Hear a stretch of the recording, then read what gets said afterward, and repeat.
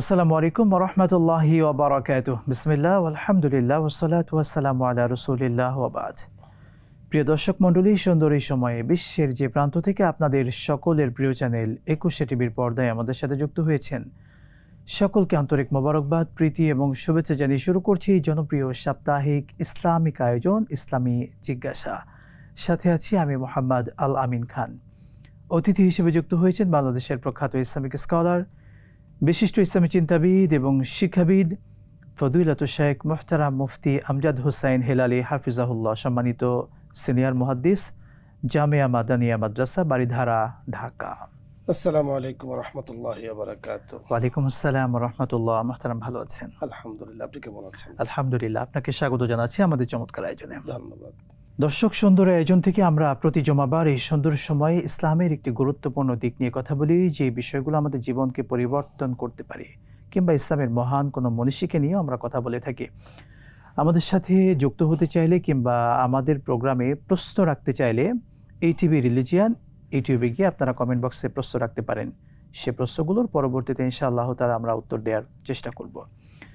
আজকে আমরা আলোচনা করব ইসলামের একজন মহান মনীষীকে নিয়ে, যিনি ইসলামের খুবই সুপরিচিত একজন ব্যক্তি ছিলেন, হানাফি মাযহাবের যিনি প্রতিষ্ঠাতা ইমাম আবু হানিফা রাহিমাহুল্লাহ। তার জীবনী নিয়ে আমরা জানব ইনশাআল্লাহু তাআলা। শেখ ইমাম আবু হানিফা রহমাতুল্লাহ আলাইহি ইসলামের মহান একজন ব্যক্তিত্ব ছিলেন। যদি তার পরিচয়টা সংক্ষেপে আমাদের দর্শকদেরকে জানাতেন। আপনি অত্যন্ত চমৎকার অবতারণা করেছেন যে একজন মহান ব্যক্তিকে নিয়ে আজকে আমরা আলোচনা করব। সত্যি তিনি মহান। আমি পরিচয় দেওয়ার আগে সংক্ষিপ্ত যদি আমরা বলতে চাই যে ওনার আসলে ব্যক্তিত্বটা কেমন ছিল। যেমন আমাকে যদি আপনি বলেন যে হুজুর, দিনে আলো হয়, দিনকে আপনি দলিল দিয়ে বুঝান, তাহলে এটা চাওয়াটা বা বুঝানোটা এটা এক ধরনের কি বলে অবুঝের একটা কাজ হবে। কারণ দিন তো দিনে, একে দলিল দিয়ে বুঝানোর কোনো রাস্তা নেই। রাত্রিতে অন্ধকার হয়, রাত্রকে অন্ধকারকে দলিল দিয়ে বুঝানোর আসলে কোনো বিষয় নয়। ঠিক ইমাম আবু হানিফা রহমতুল্লাহ আলাইহি যে মহান বা ওনার ব্যক্তিত্ব, ওনার সম্মান, ওনার মর্যাদা, এটা আসলে দলিল দিয়ে বুঝার বিষয় নয়। দলিল ছাড়াই উনি আসলে মহান। আপনি জানতে চেয়েছেন আমার কাছে যে ইমাম আবু হানিফা রহমতুল্লাহ আলাইহির পরিচয়। উনি একজন তাবিঈ ছিলেন, অর্থাৎ রাসূল আকরাম সাল্লাল্লাহু আলাইহি ওয়াসাল্লামের যে হিজরত শুরু হয়েছিল, আপনি জানেন যে মক্কা থেকে মদিনা হিজরত করে এসেছেন। তখন থেকেই হিজরত সাল গণনা করা হয়, আর সেটা সূচনা করেছেন হযরত ওমর রাদিয়াল্লাহু তাআলা আনহু। তো হিজরত থেকে নিয়ে একাধারে ৮০ হিজরি পর্যন্ত, ৮০ হিজরিতে তিনি জন্মগ্রহণ করেন কুফাতে। তো এবং আপনি জানেন যে তখন কিন্তু কুফা নগরী, বাগদাদ, মদিনা, মক্কা এটা মানে ইলমের শহর ছিল। হ্যাঁ, মদিনাতুল ইলম, ইলমের শহর কিন্তু তখন ছিল। সেই জায়গাতে তিনি জন্মগ্রহণ করেন। তাহলে তো ওনার জন্মটাই কিন্তু একটা মানে ইলমের, অথবা খোদাই ইলম, ইলমে ওয়াহির যখন একদম একবারে যৌবনকাল চলতেছে, ঠিক ওই সময় কিন্তু ওনার জন্মটা হয়েছে। উনি চক্ষু খুলে দেখেছেন যে ইলমে ওয়াহির চর্চা চলছে সর্বদিকে। বড় চমৎকারভাবে ছোটবেলায় উনি কিন্তু পবিত্র কোরআনের হেফজ করেন। এবং ওনার আব্বা জান ছিলেন সাবিত রহমতুল্লাহ আলাই। উনি হযরত আলী রাদিয়াল্লাহু তাআলা আনহুর কাছে গিয়েছিলেন একবার। যাওয়ার পরে দোয়া চেয়েছেন আমার পরিবারের জন্য, যে আপনি আমার পরিবারের জন্য দোয়া করেন। হযরত আলী রাদিয়াল্লাহু তাআলা আনহু কিন্তু দোয়া করেছিলেন। সেই দোয়ার ফসল মুহাদ্দিসিনে কেরাম বলেছেন, সেই দোয়ার ফসল আল্লাহ পাক ওনাকে দান করেছেন ইমাম আবু হানিফা রহমতুল্লাহ আলাই। ওনার উপাধি কিন্তু আবু হানিফা নয়, ওনার উপাধি কিন্তু নোমান। আবু হানিফা নামে তিনি পরিচিত ছিলেন। কিন্তু আমরা কিতাবের মধ্যে আপনি পড়েছেন, আমরা পড়েছি যে নোমান বিন সাবিত, ওনার কুফি আল জুফি, এইভাবে ওনার পরিচয় কিন্তু কিতাবের মধ্যে এসেছে। তো জন্মলগ্ন থেকেই উনি যেহেতু ইলমের শহরে জন্মগ্রহণ করেছেন, এজন্য ইলমের প্রতি অন্যরকম একটা আগ্রহ ছিল। সর্বপ্রথম উনি কোরআনে হেফজ করেছেন। এবং আমরা বলি যে মাদারজাত ওলি, আমাদের কাছে একটা প্রচলিত শব্দ আছে, যিনি যে জন্মসূত্রে যেন আল্লাহ তাআলা ওনাকে ওলি বানিয়ে জগতের বুকে প্রেরণ করেছেন। কারণ একদিকে হলো হযরত আলী রাদিয়াল্লাহু তাআলা আনহুর দোয়া, আবার দ্বিতীয় দিক থেকে ওনার বাবা স্বয়ং নিজে আলী রাদিয়াল্লাহু তাআলা আনহুর সোহবত প্রাপ্ত ইমাম আবু হানিফা রাহমাতুল্লাহ আলাইহি। দ্বিতীয় বিষয় হলো ওই যুগটা ছিল তাবেঈনদের যুগ। সাহাবাই কেরাম যারা রাসূলকে ঈমানের হালাতে দেখেছেন ওনারা সাহাবী, আর এবং ওই হালাতে ইন্তেকাল করেছেন। আর তাবিঈন যারা সাহাবাই কেরামকে দেখেছেন ওনারা হলেন তাবিঈ ঈমানি হালাতে এবং ওই হালাতে ইন্তেকাল করেছেন। তো তাবিঈনদের যুগ তখন চলছে। আপনি জানেন যে 110 হিজরি পর্যন্ত সাহাবাই কেরাম জীবিত ছিলেন এবং সাহাবাই কেরামদের মাঝে অনেকে তখনও জীবিত ছিলেন। তাহলে আমরা বলতে পারি যে উনি নিঃসন্দেহে নির্দ্বিধায় উনি একজন তাবিঈ, এতে কোনো সন্দেহ নেই। এ হলো ওনার সংক্ষিপ্ত পরিচয়। আপনি যদি ধরেন যে ওনার কি বলে শিক্ষা দীক্ষা, ওনার তারপরে ইলম চর্চা, ওনার উস্তাদ, ওনার এই বিশাল এক আলোচনা। আসলে ইমাম আবু হানিফা রহমতুল্লাহি আলাইহির ব্যক্তিত্বটাই এমন এক সাগর, যে সাগর নিয়ে আপনি কোন সাইড নিয়ে কোন দিক নিয়ে কথা বলবেন। আমরা আজকে প্রাথমিক কিছু আলোচনা তার জীবন থেকে ইনশাআল্লাহ আমাদের দর্শকদেরকে জানাবো। শেখ, আপনি সংক্ষিপ্ত পরিচয় বলছিলেন, সেই সাথে এটিও বলতেন ইমাম আবু হানিফা রহমতুল্লাহ আলাইহি তাকে যে ইমাম আবু হানিফা নামকরণ করা হয়ে থাকে, তার প্রকৃত নাম তো নোমান বিন সাবিত। তো সেক্ষেত্রে আবু হানিফা এই নামে কেন নামকরণ করা হয়? সংক্ষেপে যদি আপনাকে বলি, হানিফ শব্দের অর্থ আপনি যদি চিন্তা করেন, আল্লাহ তাআলা পবিত্র কোরআনে হানিফ বলেছেন। হানিফ শব্দের অর্থ হলো একনিষ্ঠ। আপনি লোগাতগুলোতে দেখবেন, ডিকশনারিগুলোতে দেখবেন একনিষ্ঠ ধর্ম। তো একনিষ্ঠ ধর্ম বলতে আল্লাহ তাআলা বিদায় হজের ভাষণে আল-ইয়াওমা আকমালতু লাকুম দীনাকুম ওয়া আতমামতু আলাইকুম নি'মাতি, এই আয়াত নাজিল করে আমাদেরকে পরিষ্কার জানিয়ে দিয়েছেন যে আল্লাহ তাআলার কাছে একনিষ্ঠ ধর্ম এবং মনোনীত ধর্ম, আল্লাহর পছন্দনীয় ধর্ম হলো ইসলাম ধর্ম। সে ইসলাম ধর্মের একজন বলিষ্ঠ প্রচারক ছিলেন নোমান বিন সাবিত রাদিয়াল্লাহু তাআলা আনহু রাহমাতুল্লাহি আলাইহি। নোমান বিন সাবিত এই একনিষ্ঠ ধর্মের ওনাকে ইমাম বলা হয়। এখন আপনি বলবেন যে হুজুর ইমাম কেন বলা হয়? আসলে আমরা আমাদের সমাজে ইমাম মানে নেতা। ইমামে আবু হানিফা রহমতুল্লাহি আলাইহি উনি ওনার ফিকহে হানাফি যাকে বলা হয়, হানাফি ফিকহ ইসলামিক আইনশাস্ত্র নিয়ে উনি 40 জন ফকিহকে ওনার এখানে সবসময় রাখতেন। 40 জন, এই 40 জনে মিলে হাদিস কোরআন একটা মাসআলা, যে কোনো মাসআলার উপরেই উনি সেগুলোকে রাখতেন। রাখার পরে সবগুলো হাদিসকে সামনে রাখতেন, কোন হাদিসে কোনটা বলা হয়েছে, কেমন বলা হয়েছে, এবং এই বিষয়টাকে সামনে রাখতেন। এরপরে কিয়ামত পর্যন্ত আগত মানুষগুলোর অবস্থা কি হবে আল্লাহ রাসূল সাল্লাল্লাহু আলাইহি ওয়াসাল্লাম কিন্তু হাদিসের মধ্যে বলে দিয়েছেন পর্যায়ক্রমে যে কোন জমানা কেমন হবে, কোন জমানা কেমন হবে। সুতরাং এটা সেখান থেকে অনুমান করা যায় যে মানুষ যত সোহবতে নবী, সোহবতে সাহাবা, সোহবতে তাবিঈন, তাবিঈন, আইম্মা মুজতাহিদিন, সোহবতে আউলিয়ায়ে কেরাম থেকে দূরে সরবে, স্বাভাবিক কারণে তাদের ভিতরে কিছুটা ফুতুর, কিছুটা উদাসীনতা, কিছুটা অলসতা আসতে পারে। এজন্য সেই মাসআলাগুলোকে সামনে রেখে উনি সার নির্যাস বের করেছেন। একদিকে কোরআনের আয়াত, একদিকে অনেক হাদিস, একদিকে মানুষের অবস্থা, সব কিছুকে রেখে উনি সেটার একটা সার খোলাসা বের করেছেন যে উম্মতের জন্য কোনটা সহজ, উম্মতের জন্য যেটা সহজ সেটা বলেছেন। যেহেতু হাদিসে আছে, সব কিছু হাদিসে আছে, এবং যে হাদিসগুলো যার উপর আমল করলে আয়াতের উপর আমল হয়, কোরআনের উপর আমল হয়, হাদিসের উপর আমল হয়, তখন তিনি বলেছেন যে এর উপরে আমল করাটা উম্মতের জন্য সহজ। এই যে চর্চাটা উনি, এই যে অত্যন্ত বিচক্ষণতার সাথে এই মাসআলা বের করেছেন, অনেকে বলেছেন এই কারণে ওনাকে বলা হয় ইমামে আবু হানিফা রহমতুল্লাহি আলাইহি। ওনার সম্পর্কে আপনি খুব চমৎকার বলেছেন যে ওনার উস্তাদ ছিলেন হাম্মাদ রহমতুল্লাহি আলাইহি, অনেক বড় ওস্তাদ ছিলেন। ওস্তাদের বক্তব্য ওনার সম্পর্কে, ইমাম মালিক রহমতুল্লাহি আলাইহির বক্তব্য ওনার সম্পর্কে, ইমাম শাফি রহমতুল্লাহ আলাইহির বক্তব্য ওনার সম্পর্কে যে উনি কত মেধাবী ছিলেন। ইমাম মালিক রহমতুল্লাহ আলাইহি বলেছেন যে একটা কাঠের খুঁটি অথবা ইটের একটা খুঁটিকে, একটা ফিলারকে যদি উনি, আমরা দেখছি যে ইট দিয়া বালি দিয়ে সেটাকে বানানো হয়েছে, তো উনি এটা বলবেন যেটা স্বর্ণের। তো এমনভাবে আপনাকে দলিল আদিল্লা প্রমাণ আদি দিবেন, একটা পর্যায়ে কিছুক্ষণ পরে আপনি বলবেন যে না আসলে স্বর্ণের মতোই দেখা যায়। আল্লাহ তাআলা ওনাকে এত মেধা দিয়েছেন, এত বুদ্ধি দিয়েছেন, অনেক ঘটনাবলী ইতিহাসের মধ্যে রয়েছে। ইমাম শাফি রহমতুল্লাহ আলাইহি বলেছেন যে জগতের সকল মানুষ ইসলামিক আইনশাস্ত্রের ক্ষেত্রে ওনার পরিবারভুক্ত। ইমাম শাফি রহমতুল্লাহ আলাইহি যিনি একটা মাযহাব প্রবর্তক যাকে বলা হয়, এবং ইমাম শাফি রহমতুল্লাহি আলাইহির মাযহাবের অনুসারী সারা বিশ্বে কিন্তু কম নয়, অনেক অনেক আছে। উনি নিজেই বলেছেন যে উনি হলেন, আমরা হলাম ওনার পরিবারভুক্ত। ইমামে শাফি রহমতুল্লাহ আলাই বলেছেন।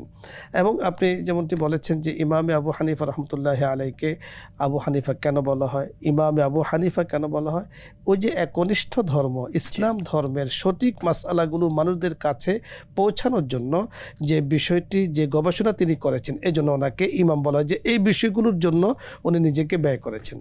দুররি মুখতার নামে একটি কিতাব আছে, আপনি জানেন যে ফতোয়ার কিতাবের মধ্যে সর্বোচ্চ কিতাব, ফতোয়া শামী নামে আমাদের কাছে পরিচিত।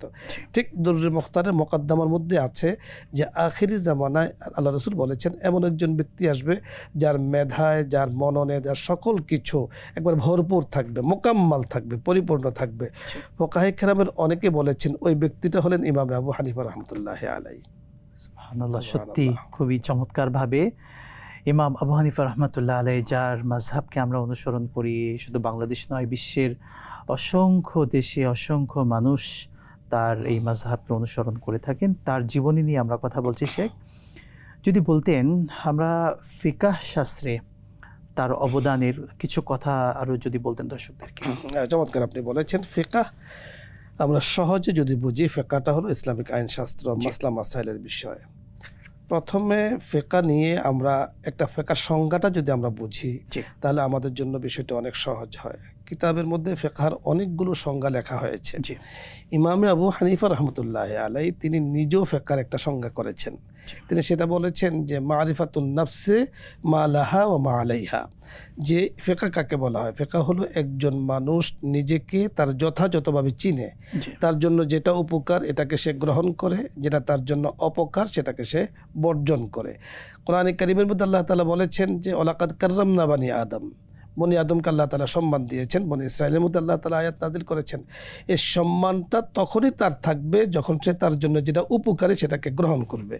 ঠিক অন্য আয়াতে সূরাতুল আরাফ আল্লাহ তাআলা বলেছেন উলাইকা কাল আনআম বাল হুম আদাল, যে তারা হলো চতুষ্পদ জন্তু বা তার থেকে অনেক নিকৃষ্ট। কেন বলেছেন? মানুষের জন্য যেটা অপকার সেটাকে সে গ্রহণ করে।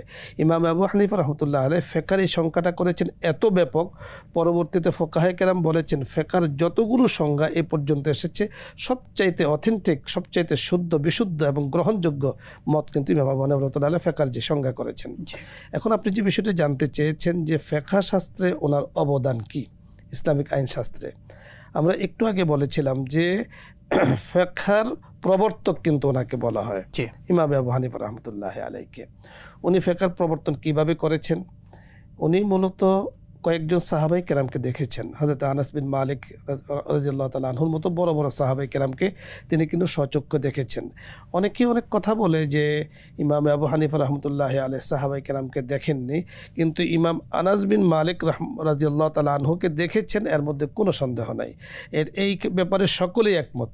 একজন সাহাবীকে দেখার, একাধিক সাহাবীকে দেখার হুকুম কিন্তু এক, তিনি কিন্তু তাবেঈ হয়ে গিয়েছেন।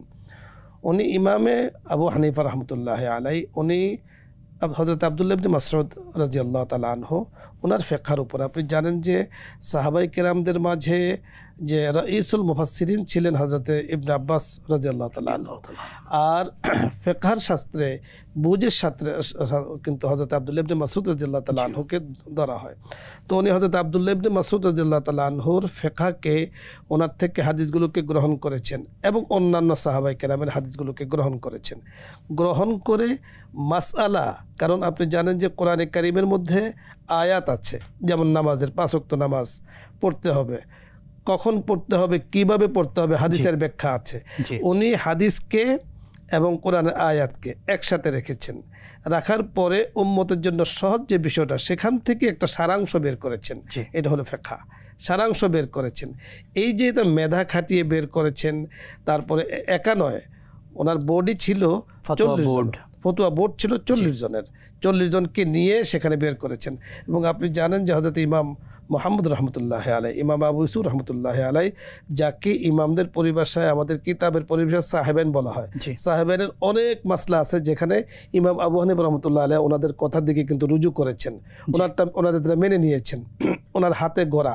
তো এই 2 জন ছাত্র সেখানে ছিলেন যারা মানে বলিষ্ঠ কলম, বলিষ্ঠ মেধা, সকল কিছু দিয়ে ফিকহে হানাফিকে প্রচার করেছেন। এক কথায় আমরা বলতে পারি ফিকহে হানাফির, ফিকহ শাস্ত্রের প্রবর্তক কিন্তু ইমাম আবু হানিফা রহমতুল্লাহ আলাই। ওনার অবদান কি?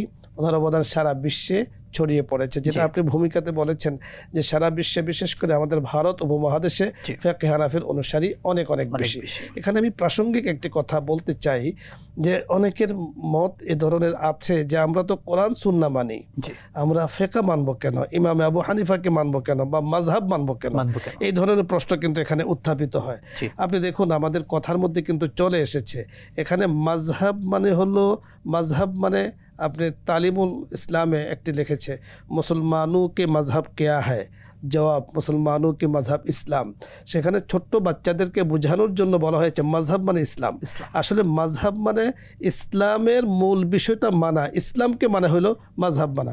মাযহাব মানা মানে ইসলামের বাহিরে কোনো কিছু নয়, ইসলামটাকে মানাই হলো মাযহাব। এখন দেখুন আজকে আপনি আমাকে এখানে দাওয়াত দিয়েছেন, আহ্বান করেছেন, কর্তৃপক্ষ আমাকে আহ্বান করেছেন, ইমাম আবু হানিফা রহমতুল্লাহি আলাইহির উপরে বিভিন্ন বিষয় আপনি জানতে চেয়েছেন, আমি বলছি তো, এবং আমার এই কথাগুলো মিডিয়াতে যাচ্ছে, সারা বিশ্বে যাচ্ছে, এই কথাগুলো শুনবে, কেউ মানবে, কেউ বিশ্বাস করবে অথবা কেউ যাচাই করবে, সকল কিছু মিলিয়ে বিশ্বাসের একটা জায়গা কিন্তু এখানে আছে। ইমাম আবু হানিফা রহমতুল্লাহি আলাইহির বিষয়টা এটাই যে উনি কোরআন সুন্নাহর উপরে ভিত্তি করে যে কথাটি আমাদের কাছে বলেছেন, তো বিশ্বাসের জায়গাটা কিন্তু সেখানে আসে। এই বিশ্বাসটা এবং সেই বিশ্বাস অনুযায়ী চলার নাম কিন্তু মাযহাব। এবং লক্ষ লক্ষ উলামায়ে কেরাম রয়েছেন যারা কিন্তু এই ধারা অব্যাহত রেখেছেন। সুতরাং এই জায়গায় বিশ্বাসের জায়গা অবশ্যই রাখতে হবে।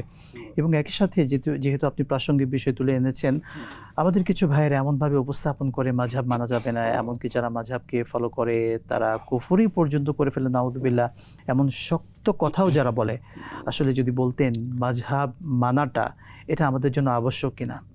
আমি আপনাকে যথার্থ আপনি প্রশ্ন করেছেন, আপনার মাধ্যমে আমি যেটা বলতে চাই, আমার নিজের একটি ঘটনা আমি বলতে চাই যে একবার আমি মসজিদে নববীর বারান্দাতে বসেছিলাম, আমলেরত ছিলাম।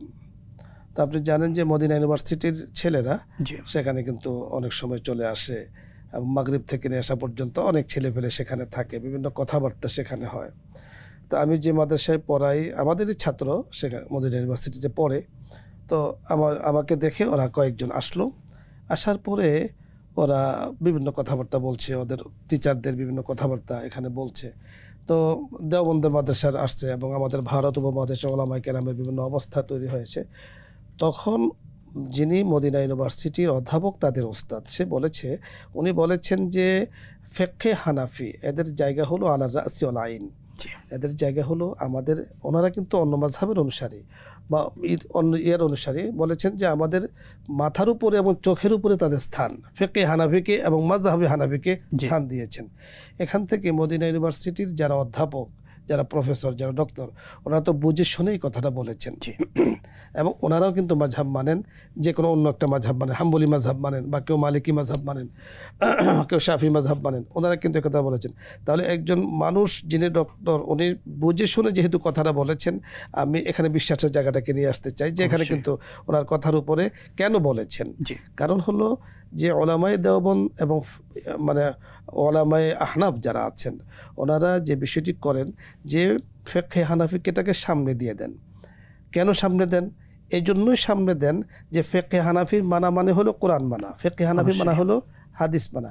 আপনি দেখেন নামাজের মধ্যে আছে আল্লাহ তাআলা বলেছেন ফাকরাউ মা তায়াসসারা মিনাল কোরআন, নামাজে তুমি কোরআন শরীফ পড়ো। ইমাম আবু হানিফা রহমতুল্লাহি আলাইহি বা কোনো মাযহাবের ইমাম কি বলছেন যে নামাজের মধ্যে কোরআন শরীফ পড়া যাবে না? তাহলে কোরআনও বলেছে নামাজের মধ্যে তেলাওয়াত করো, মাযহাবও বলতেছে নামাজের মধ্যে তেলাওয়াত করো, তাহলে মাযহাব মানতে আমার সমস্যা কোথায়? এবং উলামায়ে কেরাম বলেছেন সরাসরি তো আপনি রাসূল থেকে আমি কথা শুনিনি, তাবেঈন থেকে আমি কথা শুনিনি, তাবেঈনদেরকে আমি দেখিনি, আমার না কোনো একটা জায়গাতে বিশ্বাস জায়গা স্থাপন করতে হবে। ওই বিশ্বাস না করলে তো সরাসরি আমি বুঝবো না। এমনকি আমরা কেউ কিন্তু বর্তমান সময়ে এত রাসূল সাল্লাল্লাহু আলাইহি ওয়াসাল্লামের লক্ষ লক্ষ হাদিস, এটা সবাই যে আমরা পড়েছি ব্যাপারটা এমন না। এবং কোরআনের এত আয়াতের ব্যাখ্যা, বিশ্লেষণ, এগুলো তাফসীরও কিন্তু আমরা জানি না। প্রত্যেকে যে মাসালা বের করে অনুসরণ করে চলবো, ব্যাপারটি কিন্তু এই সুযোগ আমাদের নেই। খুব চমৎকার বলেছেন। কোরআনে কারিমের যে আয়াতগুলো আছে, এই আয়াতগুলো আমি জন্মসূত্রে আমি আয়াতগুলোর ব্যাখ্যা জানি না, নিঃসন্দেহে আমাকে কারো কাছে পড়তে হয়েছে, তাহলে আমি ওনাকে বিশ্বাস করেছি। উনি আমাকে বলেছেন আলিফ, এখানে আলিফ পড়বে, বা এখানে বা বলবে, সা এখানে উচ্চারণগুলো ওনার থেকে শিখেছি, তাই আমি ওনাকে মানছি। অবশ্যই এই ক্ষেত্রে ওনাকে মানা আমার জন্য জরুরি। আমি যদি না মানি, আমার টিচারকে আমি না মানি, আমি শিখতে পারবো না। তাহলে কোনো জায়গাতে মানার একটা বিষয় আছে। কিন্তু আপনি যেমনটি বলেছেন যে তাফসির অথবা কোরআনের আয়াত অথবা হাদিসগুলো সরাসরি মানা তো, সরাসরি বোঝা তো আমার পক্ষে সম্ভব নয়। আমাকে যে কোনো একটার সাহায্য নিতেই হবে, হয় ডিকশনারি অথবা কোনো মুফাসসির, তো আমি তো তাকে মানছি। তো মাযহাব তো এই কথাটাই বলে, না মানার বিষয় না, মানার মধ্যে কামিয়াবি। আমাদের বুজুর্গরা বলতেন মানোগে তো বনোগে, মানবে তো বনবে, না মানোগে না বনোগে, মানবে না তো বনবে না। মাযহাব তো এই কথাটাই বলে, কোরআন সুন্নাহর বাহিরে মাযহাব নয়। এবং তাকলিদ বলা হয় এটাকে, অর্থাৎ অনুসরণ, তাদেরকে অনুসরণ করা, অর্থাৎ ওনাদের মাধ্যমে আমরা কোরআন সুন্নাহ অনুসরণ করি। কথা আমরা সহজ ভাষায় এটা বলতে পারি দর্শক, শেখ, আমরা এভাবেই বলতে পারি যে মাযহাব মানে হলো একটা পথ বা ওয়ে, যে পথগুলোর মাধ্যমে ইসলামের বিধানগুলো সহজভাবে আমি মানতে পারি। এবং আমাদের কাছে ইসলাম যেভাবে কঠিন ছিল এটাকে সহজ করেছেন ইমামগণ, 4 জন ইমাম, তারা সহজভাবে উপস্থাপন করেছেন। এবং তাদের মধ্যে অন্যতম হচ্ছেন ইমাম আবু হানিফা রাহমাতুল্লাহ আলাইহি, যিনি খুবই সহজভাবে ইসলামকে আমাদের সামনে উপস্থাপন করেছেন যেন আমরা বিষয়গুলোকে সুন্দরভাবে মানতে পারি এবং আমাদের জীবনে আমল করতে পারি। শেখ, চমৎকারভাবে অনেকগুলো পয়েন্ট আপনি বলেছেন। সেই সাথে আমরা ফিকাহ শাস্ত্রে তার অবদান নিয়ে জানলাম। যদি বলতেন, অনেকে বলেন যে হাদিস শাস্ত্রে ইমাম আবু হানিফা রাহমাতুল্লাহ আলাইহি তার অবদান কেমন ছিল, যদি একটু বলতেন। ঠিক ফিকাহ শাস্ত্রে যেমন ওনার অবদান আছে, হাদিস শাস্ত্র তার কিন্তু অবদান অনেক অনেক বেশি। আমরা আমাদের আলোচনার মধ্যে বলেছি যে ফিকহটাকে বের করেছেন হাদিস থেকে, ফিকহটাকে উনি চয়ন করেছেন কোরআন থেকে। তাহলে এই কথাটা স্বাভাবিকভাবে আমাকে বলতে হবে, আমি ওনার ফিকহ মানি। আমি যদি বুঝি বলি এটা হলো না জানা, আমি বলবো, আমি মানে খুব ভালোবাসা অথবা সংক্ষেপে যদি বলতে চাই, ভালো ব্যাখ্যা করতে চাই, তাহলে তাহলে না জানার কথাই বলবো। শত্রুতামূলক কেউ যদি বলে থাকে সেটা তার বিষয়। আপনি সূর্যের আলো যখন ওঠে, এখন আমাদের দেশে আপনি দেখেছেন যে চামচিকা দেখা যায়, এরা সূর্যের আলো সহ্য করতে পারে না। তো সূর্যের আলো যখন সে সহ্য করতে না পারে, তো ওর যে পাখা আছে, পাখা দিয়ে সে মানে সূর্যকে বোঝাতে চায় যে তুমি না উঠলে ভালো হতো, তোমার আলোটা চলে গেলে ভালো হতো। তো আপনি দেখেন যে এই ধরনের হাজারো চামচিকা যদি সারা বছর, সারা জীবন কিয়ামত পর্যন্ত এভাবে বাড়িতে থাকে, সূর্যের আলোর বা সূর্যের কিছু যায় আসে না। ঠিক অনুরূপভাবে ইমাম আবু হানিফা রাহমাতুল্লাহি আলাইহি যেমন সেবা আছে হাদিসের ক্ষেত্রে, যেমন সেবা আছে ফিকহের ক্ষেত্রে, যেমন সেবা আছে তাসাউফের ক্ষেত্রে, আত্মশুদ্ধির ক্ষেত্রে, যেমন সেবা আছে মানুষকে গড়ার ক্ষেত্রে, এটা যদি কেউ অস্বীকার করে তাহলে তার বুঝের সমস্যা। অবশ্যই আমরা শেখ এখান থেকে শুনবো বিরতির পরে ইনশাআল্লাহ তাআলা। প্রিয় দর্শক মণ্ডলী, দেখছিলেন একুশে টিভির পর্দায় জনপ্রিয় ইসলামিক আয়োজন ইসলামী জিজ্ঞাসা। আমরা মহান একজন মনীষী ইমাম আবু হানিফা রাহমাতুল্লাহ আলাইহি তার জীবনী থেকে শুনছিলাম, আবারও শুনবো। তবে সময় হয়েছে ছোট্ট বিরতির, সাথেই থাকুন, ফিরছি ইনশাআল্লাহ। বিরতির পর আরও একবার স্বাগত জানাচ্ছি আপনাদের প্রিয় চ্যানেল একুশে টিভির পর্দায় জনপ্রিয় ইসলামিক আয়োজন ইসলামী জিজ্ঞাসায়। প্রিয় দর্শক মণ্ডলী, আমরা এমন একজন মহান মনীষীর জীবনী নিয়ে কথা বলছিলাম যাকে বিশ্বের অসংখ্য মানুষ অনুসরণ করে থাকেন। হানাফি মাযহাবের প্রবর্তক ইমাম আবু হানিফা রাহমাতুল্লাহ আলাইহি তার জীবনের অনেকগুলো দিক নিয়ে আলোচনা শুনেছি, আবারও শুনবো আমাদের আজকের শ্রদ্ধেয় অতিথির কাছে। শেখ, ইমাম আবু হানিফা রাহমাতুল্লাহ আলাইহি তার জীবনের উল্লেখযোগ্য অসংখ্য ঘটনা আছে, সেই ঘটনাগুলো যদি আমাদেরকে কিছু শোনাতেন। চমৎকার আপনি বলেছেন যে ঘটনা অনেক আছে। জি, আমরা আমাদের বিরতির আগের বলেছিলাম যে আল্লাহ তাআলা ওনাকে এমন মেধা দিয়েছেন যে ওনাকে কথা বলতে ধার করতে হয় না। যেমন একটি ঘটনা আমি বলি, খুব চটকদার, খুব মজাদার ঘটনা, যে ওনার কাছে একবার এক লোক দৌড়িয়ে এসেছে যে হুজুর, আমার স্ত্রী তো আমার সাথে কথা বলে না। জি, এখন আমার স্ত্রীকে আমি বলেছি যদি ফজরের আজানের আগে কথা না বলো তাহলে তুমি কিন্তু তালাক হয়ে যাবে, বিদায় নেবে, তোমাকে চলে যেতে হবে। আমি তো কথা বলে ফেলেছি, এখন আমি কি করতে পারি? আমার স্ত্রীকে তো আমি ছাড়তে চাই না, রাগের মাথায় বলে ফেলেছি। এখন তো সে তো অপেক্ষায় আছে কখন আজান হবে, কখন সে চলে যাবে, অপেক্ষায় আছে। আল্লাহু আকবার। ইমাম আবু হানিফা রাহমাতুল্লাহি আলাইহি বললেন যে আপনি বাড়িতে যা ঘুমান, কোনো সমস্যা নাই। আসলে ওনার বাড়ি ছিল ইমাম আবু হানিফা রাহমাতুল্লাহি আলাইহির বাড়ির একেবারে পাশে। তো ওই লোক তো বুঝতে পারেনি যে ইমাম সাহেব কোনো ফয়সালাও দিলেন না, আবার উনি বলছেন বাড়িতে যা ঘুমান, আমাকে বলছেন তাও ঘুমাতে হবে নিশ্চিন্তে, কোনো টেনশন করেন না। তার মানে উনি একটা ফয়সালা দিয়ে ফেলেছেন অথবা ভিতরে আছে। ফয়সালাটা কি? ইমাম আবু হানিফা রহমতুল্লাহ আলাইহি ওনাকে ঘুমাতে বলেছেন। ঠিক হঠাৎ করে ওনার বাড়ির কাছে গিয়ে উনি নিজে আজান দিয়েছেন। মহিলাকে স্বামী শর্ত দিয়েছে যে ফজরের আজান আগে যদি তুমি কথা না বলো তাহলে কিন্তু তুমি তালাক হয়ে যাবে। এখন মহিলা তো দেখছে যে আজান হয়ে গেছে, এখন স্বামীকে বলতেছে আমি তো চলে যাচ্ছি, ফজর আজান হয়েছে, এখন তুমি আমাকে অনেকদিন একসাথে ছিলাম, কষ্ট দিয়ে থাকলে ক্ষমা করে দিও, আমি চলে যাচ্ছি। লোক তো অস্থির। ইমাম সাহেব বললো যে আপনি বাড়িতে যান, ঘুমাইলাম, ফজর আজান হয়ে গেছে, এখন তো সে তো চলে যাচ্ছে, আবার আমাকে সান্ত্বনা দিলেন কোনো টেনশন করে না, স্ত্রী থাকবে। দৌড়িয়ে ইমাম সাহেবের কাছে আসছেন। আসার পরে খুব পেরেশান, চেহারা একবার লাল অবস্থায়। হুজুর আপনি কি বললেন, কি পেলাম? তো বলেছেন কি সমস্যা কি? হুজুর ফজর আজান তো হয়ে গেছে, ও তো কথা বলে চলে যাচ্ছে।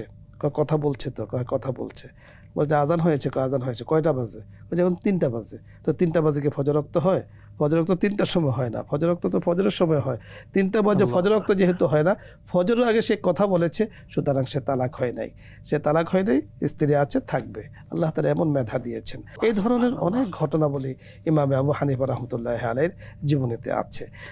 আরো যদি আপনি শুনতে চান ঘটনা আছে আরো অনেক। ঘটনা আমাদের দর্শকদেরকে শোনাতেন। জি, আরেকটি ঘটনা, ওনার আব্বা কিন্তু কাপড়ের ব্যবসায়ী ছিলেন। এখানে আমাদের বন্ধু বান্ধব, আমাদের দেশবাসী যারা ব্যবসা করেন তাদের জন্য একটা নমুনা কিন্তু ইমাম আবু হানিফা রহমতুল্লাহ আলাইহির জীবনেতে আছে। উনি যখন কাপড় ব্যবসা করতেন, বিভিন্ন দোকানে যেতেন, যাওয়ার পরে কাপড়ের মধ্যে যদি ত্রুটি থাকে, স্বাভাবিক কাপড় বানাতে গেলে কিছু ত্রুটি থাকতে পারে, কিছু সমস্যা থাকতে পারে, হতেই পারে। এটা যখন টানা বানা দিয়ে বানায় হতে পারে। উনি কিন্তু বলে দিতেন যে আমার এই কাপড়ের মধ্যে এই ত্রুটি আছে, আপনি ত্রুটির দাম হলো 5 টাকা, ত্রুটির কারণে এর দাম হলো 3 টাকা, আপনি চাইলে নিতে পারেন, নাও নিতে পারেন। উনি এভাবে কিন্তু বলে দিতেন। তো এখান থেকে আমাদের জন্য একটা শিক্ষা, অবশ্যই বিরাট শিক্ষা। কারণ আপনি জানেন যে ব্যবসার মধ্যে খেয়ারে রুয়াত আছে, খেয়ারে আইব আছে, অনেক কিছু আলোচনা ফুকাহে কেরাম সেখানে বলেছেন। এই কথাটি বলে দিলে ব্যবসার মধ্যে মূল যে বিষয়টা, বিবাদ বিসম্বাদকে এড়িয়ে চলা, এবং ব্যবসা যাকে বলা হয় যে মুবাদালাতুল মাল বিল মাল আলা ওয়াজহিত তিজারা আলা ওয়াজহিত তারাদি, যে পারস্পরিক লেনদেন করা সন্তুষ্টি চুক্তির ভিত্তিতে, সেটা কিন্তু হয়ে যায় যদি আপনি ত্রুটি বলে দেন। এখানে আমাদের ব্যবসায়ীদের জন্য, আমাদের জন্য অনেক বড় শিক্ষা কিন্তু আছে। তাহলে বিবাদ বিসম্বাদকে এড়িয়ে চলার অনেকগুলো সুযোগ আছে। শুকরান, জাযাকাল্লাহ। চমৎকার অনেকগুলো বিষয় আমরা আপনার থেকে জেনেছি। শেখ যদি বলতেন, ইমাম আবু হানিফা রহমতুল্লাহ আলাইহি তার জীবনের উল্লেখযোগ্য অনেক ছাত্র ছিলেন। আপনি ইমাম মুহাম্মদ রহমতুল্লাহ আলাইহি তাদের নাম বলেছেন। যদি তার জীবনের বড় বড় বা উল্লেখযোগ্য যারা ছাত্র ছিলেন তাদের যদি পরিচয়গুলো একটু দর্শকদেরকে দিতেন। আপনি চমৎকার বলেছেন। ফিকহে হানাফি অর্থাৎ ইমামে আবু হানিফা রহমতুল্লাহ আলাইহি বয়োবৃদ্ধ মানুষ ছিলেন এবং 70 বছর বয়সে 150 হিজরিতে কিন্তু তিনি ইন্তেকাল করেন। আমি আপনাকে একটু আপনার মাধ্যমে আমাদের দর্শকদেরকে জানাতে চাই যে ইমামে আবু হানিফা রহমতুল্লাহ আলাইহি ওনার জন্ম নিয়েছেন কিন্তু খলিফা আব্দুল মালিক উমবি খলিফা, ওনার আমলে কিন্তু জন্ম নিয়েছেন। আর খলিফা মনসুর, ঠিক উমাইয়া খলিফা মনসুরের আমলে কিন্তু তিনি ইন্তেকাল করেছেন। ওনার ইন্তেকালের যে ইতিহাসটার সাথে আপনার প্রশ্নের উত্তরটা আমি একটু লম্বা করে বলতে চাই যে উনি যখন ইন্তেকাল করেছেন, ইন্তেকালের বিষয়টা কিন্তু স্বাভাবিক ছিল না।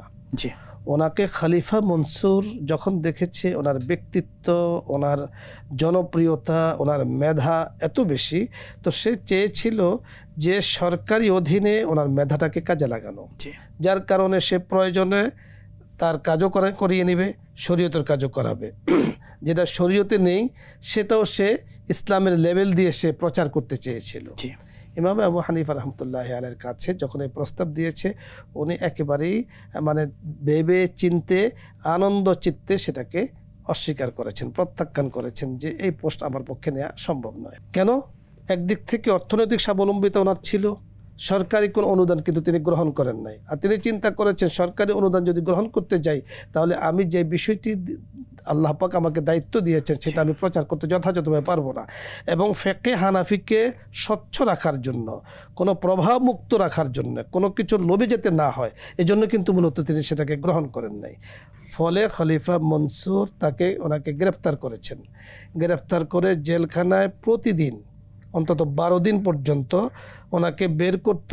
বের করার পরে 10টা করে বাড়ি দিত বয়োবৃদ্ধ মানুষটাকে, এরপরে আবার নিয়ে যেত। বলতো যে তুমি এই পদ দখল করো, কাজীউল কুযাত, প্রধান বিচারপতির পদ, তারপরও তিনি গ্রহণ করেন না। এখান থেকে কিন্তু আমাদের জন্য অনেক শিক্ষা আছে। আমাদের ইমামে আবু হানিফা রহমতুল্লাহ আলাইহি, যার মাযহাব আমরা অনুসরণ করি, উনি পদকে না নেওয়ার জন্য কোড়া খেয়েছেন। পদে যাবেন না, কোনোভাবে ক্ষমতায় যাবেন না, কারণ গেলে উনি যেই দায়িত্ব নিয়েছেন, আল্লাহ পাক যা দিয়েছেন, সেটার মধ্যে কোনো ধরনের নকশ হতে পারে, আসতে পারে।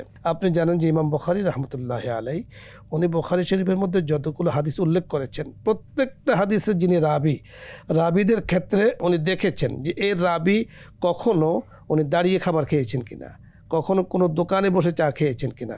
যদিও প্রয়োজনে খাবার খাওয়া যায়, দোকানে বসে খাওয়া যায় প্রয়োজনে, সেক্ষেত্রে উনি বলেছেন যেই লোকে দাঁড়িয়ে খাবার খেতে পারে, যেই লোকে চা দোকানে বসে খাবার খেতে পারে, যে লোকে বাজার থেকে ক্রয় করে খাবার খেতে পারে, নিশ্চয়ই তার মধ্যে কিছুটা দুর্বলতা আছে। ওনার হাদিস উনি নেন নেই।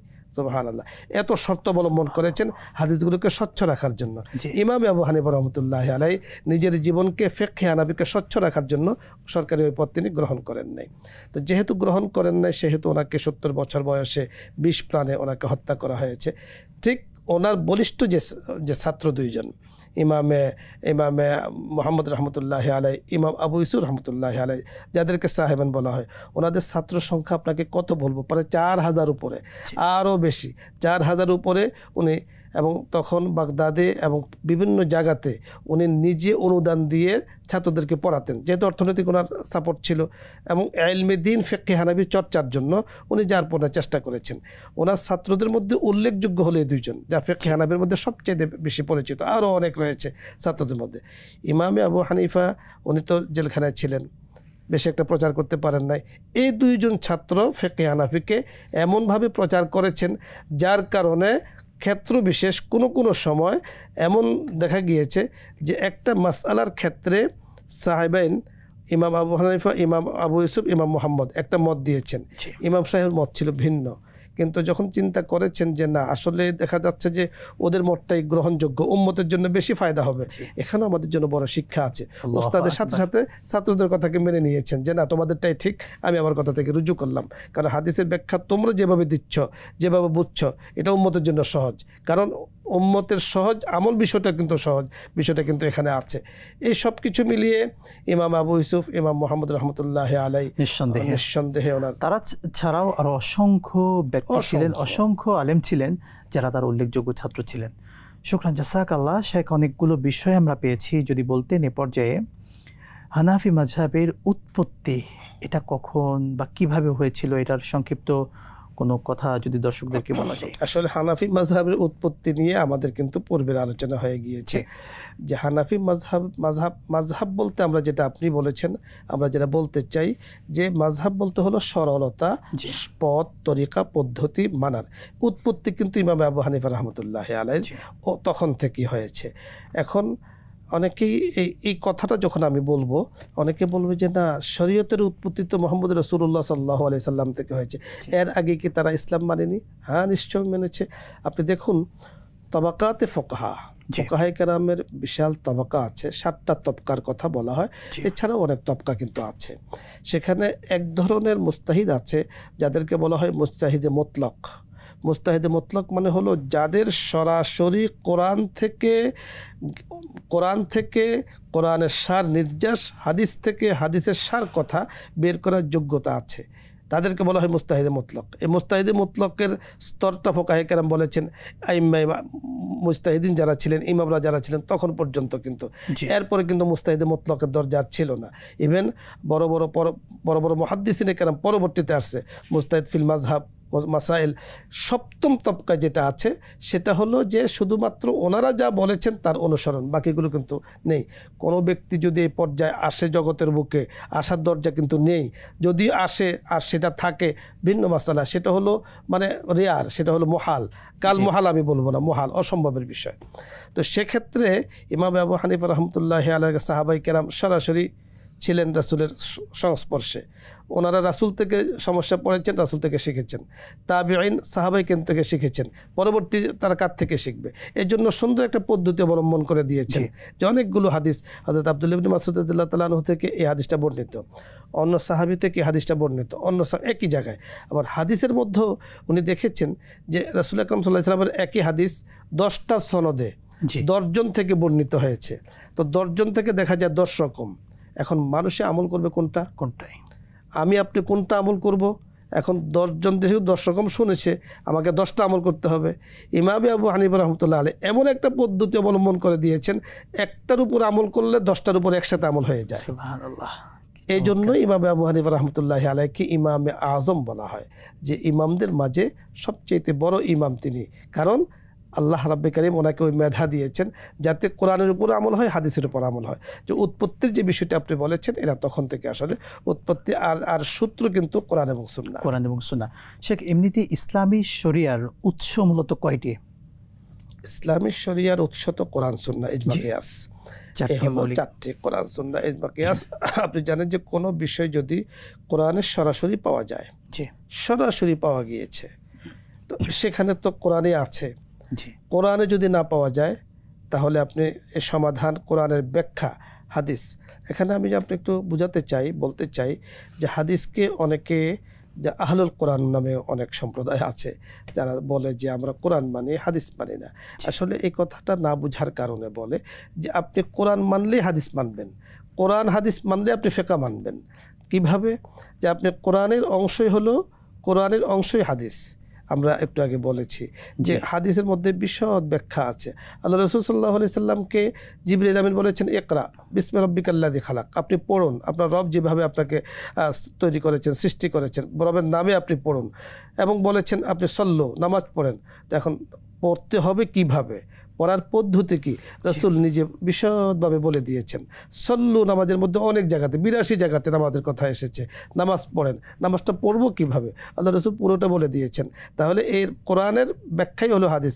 এবং আপনি জানেন সূরাতুন নাজমে আল্লাহ তাআলা পরিষ্কার বলে দিয়েছেন যে আল্লাহ রাসূল সাল্লাল্লাহু আলাইহি সাল্লাম যা বলেন, যা করেন, যা করতে দেখেছেন, এর সবগুলো আল্লাহ পাকের হুকুম হয়েছে। কারণ তিনি মা ইয়ানতিকু আনিল হাওয়া ইন হুয়া ইল্লা ওয়াহয়ুন ইউহা, তিনি নিজের থেকে কোনো কথা বলেন না, আল্লাহ যা বলতে বলেন তাই তিনি বলেন। তাহলে হাদিসগুলো তো আল্লাহ পাকের পক্ষ থেকেই এসেছে। বেশ কম এতটুকু, কোরআন হলো, কোরআনের শব্দ আল্লাহ দিয়েছেন, ভাষাও আল্লাহ দিয়েছেন, সরাসরি সবগুলো সেখান থেকে আসা। আর হাদিসের ভাব দিয়েছেন আল্লাহ তাআলা, শব্দ দিয়েছেন রাসূল আকরাম সাল্লাল্লাহু আলাইহি সাল্লাম।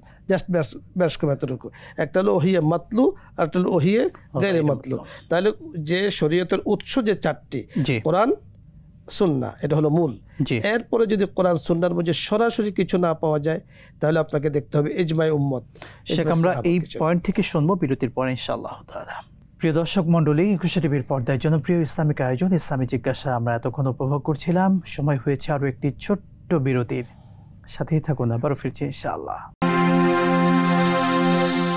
বিরতির পর আরও একবার স্বাগত জানাচ্ছি আপনাদের সকলের প্রিয় চ্যানেল একুশে টিভির পর্দায় জনপ্রিয় ইসলামিক আয়োজন ইসলামী জিজ্ঞাসায়। দর্শক, আমরা চমৎকার আলোচনা শুনছিলাম আজকের সম্মানিত অতিথি শেখ মুফতি আমজাদ হোসেন হেলালি হাফিজাহুল্লাহর কাছে। শেখ, অনেকগুলো বিষয় আপনি চমৎকারভাবে বলেছেন। ইমাম আবু হানিফা রাহমাতুল্লাহ আলাইহি তার জীবনের অনেকগুলো দিক আমরা শুনেছি। আপনি বলছিলেন ইসলামী শরিয়ার যে মৌলিক চারটি উৎস, কোরআন, সুন্নাহ, ইজমা, কিয়াসের ব্যাপার বলছিলেন। যদি ইজমাটা একটু দর্শক, ইজমা এবং কিয়াসের বিষয়টা আমরা বলতে চাই। আমরা আমাদের দর্শকদের জন্য, যারা অনুষ্ঠান দেখছেন, শুনছেন, তাদের জন্য বলবো যে এই ব্যাপারে কিন্তু কিতাব রয়েছে, অর্থাৎ উসুলে ফিকহ। ফিকহার একটা হলো ফিকহ, ইলমে ফিকহ, যেখানে ইসলামিক আইন শাস্ত্র নিয়ে কথা বলা হয়েছে। আরেকটা হলো উসুল ফিকহ, অর্থাৎ ফিকহার মূলনীতি যেখানে উল্লেখ করা হয়েছে। এগুলো আমরা ইসলামিক ফাউন্ডেশন থেকে বা বিভিন্ন প্রকাশনী থেকে, বাংলাও কিন্তু এখানে আছে, আমরা চাইলে কিন্তু সেখানে দেখে নিতে পারি। তো যে প্রথম উৎস হলো কোরআন, যেটা আমরা বিরতির আগে আলোচনা করছিলাম। দ্বিতীয় উৎস হলো সুন্নাহ বা সুন্নতে রাসূল সাল্লাল্লাহু আলাইহি সাল্লাম। এখানে রাসূল সাল্লাল্লাহু আলাইহি সাল্লামের একটা হাদিসও কিন্তু আমরা নিয়ে আসতে পারি। রাসূল বলেছেন, আমি চলে যাব, আমি থাকবো না, তো তোমাদের জন্য দুটো জিনিস রেখে যাচ্ছে। তারাকতু ফিকুম আমরাইন লান তাদিল্লু মা তামাসসাকতুম, তোমাদের কাছে দুটো জিনিস আমি রেখে যাচ্ছি, যতদিন পর্যন্ত দুটো জিনিসকে তোমরা আঁকড়িয়ে ধরবে কখনো পথভ্রষ্ট হবে না, পথ হারা হবে না। একটা হলো কিতাবুল্লাহ, আর একটা হলো সুন্নতে রাসূল।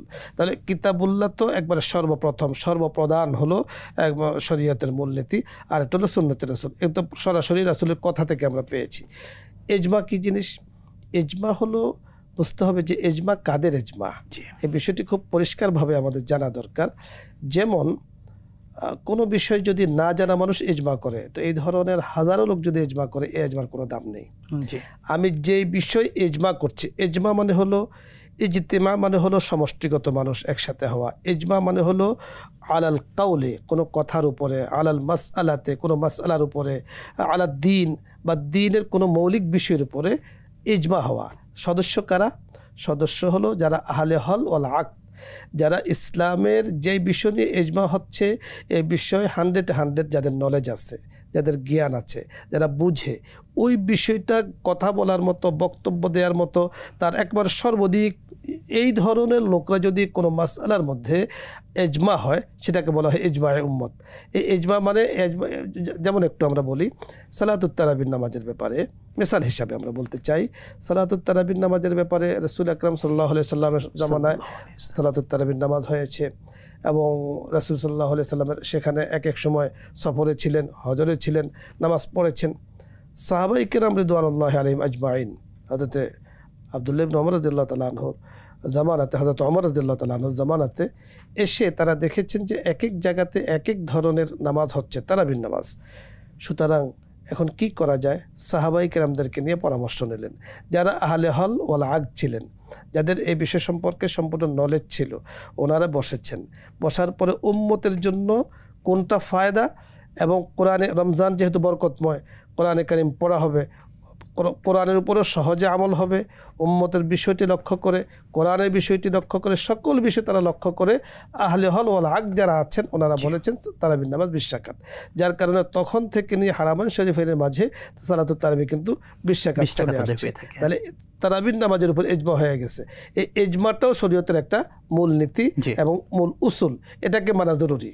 আরেকটি হলো কিয়াস। আমরা সর্বশেষ যেটা আসি, কিয়াসটা আসলে কিয়াস দুই ধরনের, একটা হলো কিয়াসে মানে জলি, আর একটা হলো কিয়াসে খফি। অর্থাৎ আমরাও দেখি অনেক সময় শরীয়তের অনেকগুলো মাসআলা সরাসরি আমরা পাই না, কোরআন শরীফের মধ্যে আমরা পাই না, হাদিসের মধ্যে সরাসরি পাওয়া যাচ্ছে না, সরাসরি শব্দটা কিন্তু আমরা যুক্ত করেছি, বা এই ব্যাপারে ইজমায়ে উম্মত সরাসরি কিছু বলছেন না। তখন আমি কি করব? অমুমে বালোয়া, অর্থাৎ উম্মতের জন্য এই বিষয়টা এখন দরকার, এই বিষয়টা এখন কি করা যায়? এখন ফুকাহে কেরাম বলেছেন অন্যান্য মাসআলাগুলোতে কোরআনে কি বলছে, এই ধরনের মাসআলা আছে, ওই মাসআলাগুলোর উপরে অনুমান করে কিয়াস করে এখানে বলা হয়েছে যেহেতু এই বিষয়টা খুব জরুরি, খুব দরকার, এখন আমাকে মানতে হবে, না মানলে এখন বিশাল সমস্যা তৈরি হবে উম্মতের জন্য, দেশের জন্য, জাতির জন্য, সকল কিছুর জন্য। ওই মাসআলার উপরে ভিত্তি করে এখানে এই মাসআলাটা দেওয়া হয়েছে, এটাকে বলা হয় কিয়াস।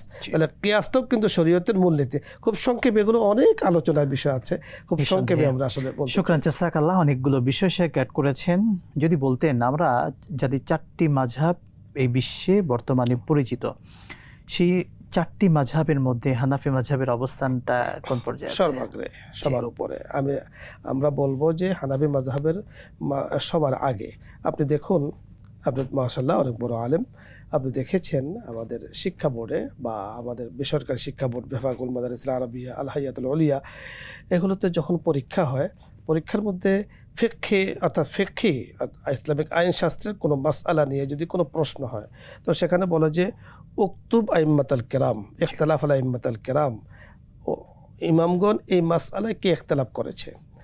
ইখতিলাফের পরে এরপরে বলেছেন যে তুমি তারজিহে রাজিহ সুম্মাকতুব তারজিহ ইনদাক, এরপরে তুমি লেখো তোমার কাছে কোন মাযহাবটা প্রাধান্য। আপনি দেখেন, আমি তো বলবো যে আমার কাছে যেহেতু আপনি বলেছেন, আমি বলবো যে ফিকহ হানাফির প্রাধান্যতা সবচেয়ে বেশি। আপনি দেখুন, ইমাম মালিক রহমতুল্লাহ আলাই নিজে যার সম্পর্কে বলেছেন, ইমাম শাফি রহমতুল্লাহ আলাই নিজে ওনার সম্পর্কে বলেছেন, সাহেবাইন তো ওনার ছাত্রই, ইমাম আহমদ ইবনে হাম্বল সকলেই কিন্তু বলেছেন যে আমরা ওনার পরিবারভুক্ত। তো স্বাভাবিক কারণে বাবাকে আগে আমি রাখবো না সন্তানকে আমি আগে রাখবো? বাবা যেমন গুরুত্বপূর্ণ, সন্তানও গুরুত্বপূর্ণ, কিন্তু আমাকে তো আগে বাবাকে রাখতে হবে। যিনি প্রবক্তা, যিনি প্রবর্তন করেছেন, আমাকে তো ওনাকে রাখতে হবে। কারণ যেই দিন ইমাম আবু হানিফা রহমতুল্লাহ আলাই ইন্তেকাল করেছেন, ঠিক ওই দিন ইমাম শাফি রহমতুল্লাহ আলাই জন্ম নিয়েছেন। তাহলে ওনারা সকলে কিন্তু এর অনেক পরে। তা আমরা বলবো যে আমাদের কাছে ইমামে আবু হানিফা রহমতুল্লাহ আলাই যে মাযহাব আমরা অনুসরণ করি, ইমামে আজম রহমতুল্লাহ আলাই যে মাযহাব আমরা অনুসরণ করি এবং বুঝে শুনে আমরা তার অনুসরণ করি।